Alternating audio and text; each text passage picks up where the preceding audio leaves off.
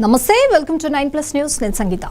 కర్ణాటకలో కొత్తగా కొలువుదీరిన డీకే శివకుమార్ ప్రభుత్వంలో అప్పుడే అసమ్మతి సెగ మొదలైంది. అమాతుల్య మధ్య శాఖల పంపిణీ జరిగిన 24 గంటల్లోనే ఆగ్రహ జ్వాలలు రేగుతున్నాయి. సీనియర్ నాయకులు 8 సార్లు ఎమ్మెల్యేగా గెలిచిన రామలింగారెడ్డి తిరుగుబాటు జెండా ఎగరేశారు. తన మంత్రి పదవికి రాజీనామా చేశారు. తనకు కేటాయించిన శాఖపై అసంతృప్తితో ఈ నిర్ణయం తీసుకున్నారు.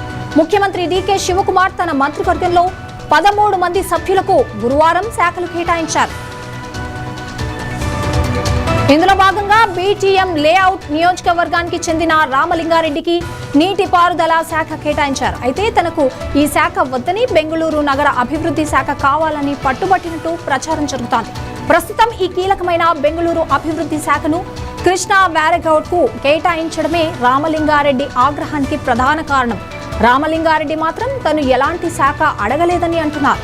ఈ ఉదయం ప్రెస్ మీట్ పెట్టి అందరి ముందే రాజీనామాపై సంతకం చేసి సీఎంకు పంపించారు. తాను ఎలాంటి పదవులు కోరుకోలేదని చెప్పారు.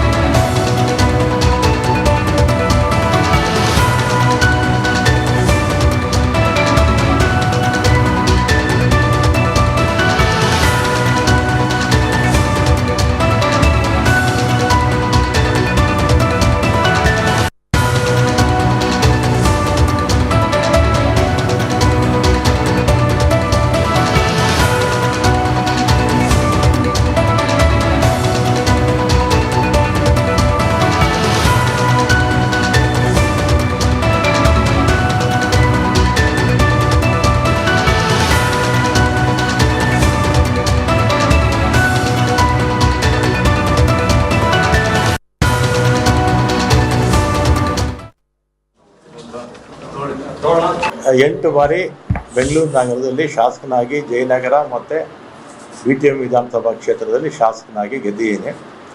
ಮೊದಲನೇ ಸಲ ವೀರಪ್ಪ ಮೊಯ್ಲಿಯವರ ಮಂತ್ರಿಮಂಡಲದಲ್ಲಿ ಸಚಿವನಾಗಿದ್ದೆ. ಆಮೇಲೆ SM ಕೃಷ್ಣ ಅವರ ಕಾಲದಲ್ಲೂ ಸಚಿವನಾಗಿದ್ದೆ. ಧರ್ಮಸಿಂಗ್ ಅವರ ಕಾಲದಲ್ಲೂ ಸಚಿವನಾಗಿದ್ದೆ. ಸಿದ್ದರಾಮಯ್ಯನವರ 2 ಅವಧಿಯಲ್ಲಿ ಸಚಿವನಾಗಿದ್ದೆ. ಎಲ್ಲ ಮುಖ್ಯಮಂತ್ರಿಗಳ ಹತ್ರ ಕೂಡ ನಾನು ಯಾವತ್ತೂ ಕೂಡ ನನಗೆ ಮಂತ್ರಿ ಮಾಡಿ ಅಥವಾ ಇಂಥ ಪೋರ್ಟ್ಫೋಲಿಯೋ ಕೊಡಿ ಅಂತ ಯಾವ ಮುಖ್ಯಮಂತ್ರಿಗಳನ್ನು ನಾನು ಕೇಳಿರಲಿಲ್ಲ. ಆಮೇಲೆ 2023ರಲ್ಲಿ ಮುಖ್ಯಮಂತ್ರಿಗಳು ಸಿದ್ದರಾಮಯ್ಯನವರಾದರು. ಆಗ ನಾನು ಅವ್ರನ್ನ ಹೋಗಿ ನಾನೇನು ಮಿನಿಸ್ಟ್ರು ಮಾಡಿ ಅಂತ ನಾನೇನು ಕೇಳಿರಲಿಲ್ಲ. ಅವರೇ ಕರೆದು ನನ್ನ ಮಿನಿಸ್ಟ್ರು ಮಾಡಿದ್ರು. ಆಮೇಲೆ 20ನೇ ತಾರೀಕು ಪ್ರಮಾಣ ವಚನ ಆಯಿತು. 23ನೇ ತಾರೀಕು ಸುರೇಶ್, ನಮ್ಮ ಬೈರತಿ ಸುರೇಶ್ ಈಗ ಮಂತ್ರಿಗಳಾಗಿದ್ದಾರೆ, ಅವರು ಫೋನ್ ಮಾಡಿ ಮುಖ್ಯಮಂತ್ರಿಗಳು ಮಾತಾಡಬೇಕಂತೆ ಬನ್ನಿ ಅಂದರು. ಕನ್ನಿಂಗ್ಹ್ಯಾಮ್ ರೋಡ್ಗೆ ಹೋದೆ. ಅಲ್ಲಿ ಮೇಲ್ಗಡೆ ಯಾರೋ ಇದ್ದರು, ಸೆಲ್ಲರಲ್ಲೇ ಪಾರ್ಕಿಂಗಲ್ಲಿ ನಾನು ಸುರೇಶ್ ಮಾತಾಡಿದ್ವಿ. ಏನು ಕರೆದಿದ್ದೇನು ಅಂತ ಕೇಳಿದೆ. ಅದಕ್ಕೆ ನಿಮಗೆ ಬೆಂಗಳೂರು ಪೋರ್ಟ್ಫೋಲಿಯೋ ಕೊಡ್ತೀನಿ ಅಂತ ಹೇಳಿದರು. ಅಷ್ಟೇ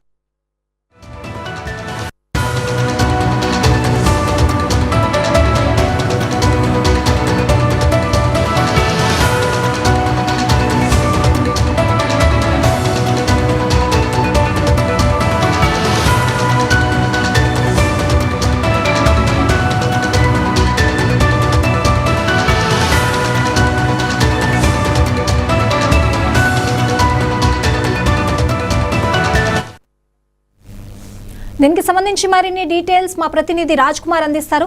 రాజ్ కుమార్, రామలింగారెడ్డికి నీటిపారుదల శాఖ పదవిని ఇవ్వడంపై ఆయన ఏదైనా అసంతృప్తిగా ఉన్నారు. అసలు ఈ ప్రెస్ మీట్ పెట్టడానికి గల కారణం ఏంటి?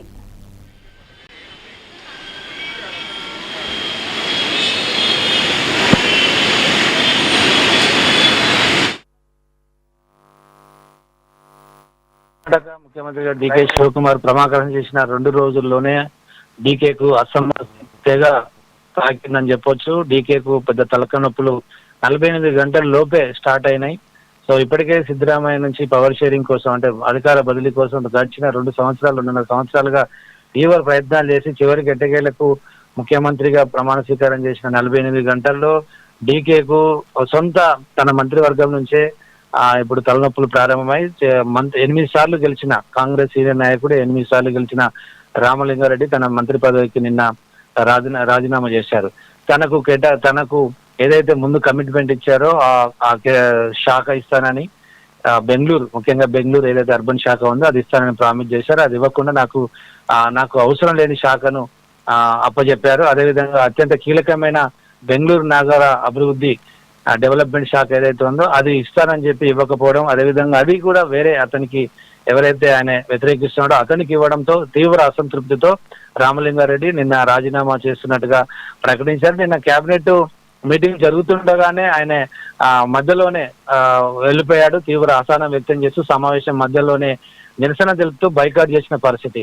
సో తనకు కేటాయించిన శాఖ రాకపోవడం, అది ఇతరులకు కేటాయించడం తో చాలా తీవ్ర అసంతృప్తితో ఉన్న రామలింగారెడ్డి, నేను రాజీనామా చేశాను మంత్రిగా, కానీ కాంగ్రెస్ ఎమ్మెల్యేగానే కొనసాగుతాను, కార్యకర్తగా కాంగ్రెస్ పార్టీకి సేవలు అందిస్తానని చెప్పడం జరిగింది. దీంతో డీకేకు మళ్ళీ ఒక హెడ్ఏక్ తయారైంది. మినిమం 2 రోజులు కూడా గడవలేదు. దాంతో ఈ యొక్క కేబినెట్ లోని అసంతృప్తి, అది కూడా సీనియర్ ఎమ్మెల్యేగా 8 సార్లు గెలిచిన రామలింగారెడ్డి రాజీనామా చేయడము, మరి తర్వాత పరిణామాలు ఎలా ఉంటాయనేది కర్ణాటక రాజ్యాలు చాలా రసవత్తరంగా మారిపోయాయి. దీంతో కాంగ్రెస్ పెద్దలు రామలింగారెడ్డిని బుజ్జగించడానికి ప్రయత్నాలు చేస్తున్నారు. ఆయన అయితే ససమీర అంటున్నారు.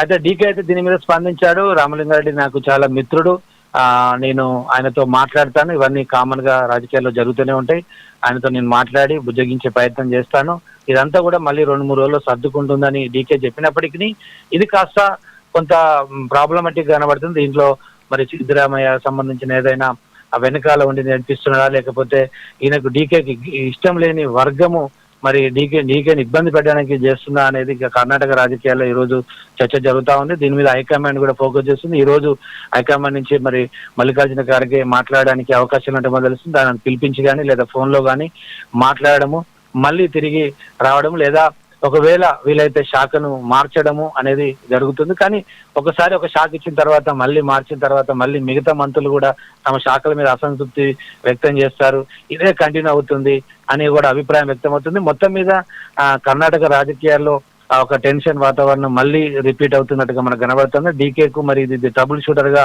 పేరు వంచిన డీకే దీన్ని ఎలా డీల్ చేస్తారు, రామలింగారెడ్డిని ఎలా డీల్ చేస్తారు, తన మంత్రివర్గాన్ని ఎలా ముందు తీసుకెళ్తారు, పరిపాలన మీద ఏ విధంగా పట్టు సాధిస్తారనేది ఒక అనుమానంగా అయితే మనకు కనబడతా ఉంది.